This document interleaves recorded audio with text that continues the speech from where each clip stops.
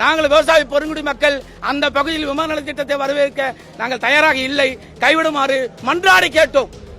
கடைசி நேரத்தில் கூட, அந்த தேர்தல் நேரத்தில் கூட உதயநிதி மாண்புமிகு துணை முதல்வராக இருந்த மதிப்புமிகு உதயநிதி ஐயா அவர்களையும் சந்திக்க நாங்கள் முயற்சி செய்தோம். ஆனால் தடுக்கப்பட்டது.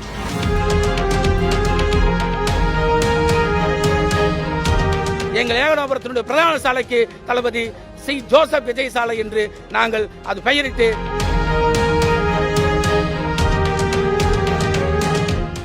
பரந்தூர் பசுமை விமான நிலைய திட்டத்தை மாநில அரசு கைவிடக் கோரி ஏற்கனவே கடந்த 5 ஆண்டுகளாக பல்வேறு போராட்டங்களை நாங்கள் நடத்தி கொண்டிருந்த வேளையில் அந்த இடத்தில் பரந்தூர் விமான நிலையத்தை நீங்கள் அமைக்க முடியாது, அதற்கான புவியியல் அமைப்பு அங்கு இல்லை, அதற்கான வாய்ப்புகள் அங்கு இல்லை என்று பல வகையில் ஆதாரங்களோடும் ஆவணங்களோடும் கடந்த திராவிட முன்னேற்ற கழக ஆட்சியிலே முதல்வரிடத்திலும் அந்த அதிகார மையத்திடமும் நாங்கள் விளக்கம் கொடுத்திருந்த போதிலும் அவர்கள் அதை செவி மடுக்கவில்லை.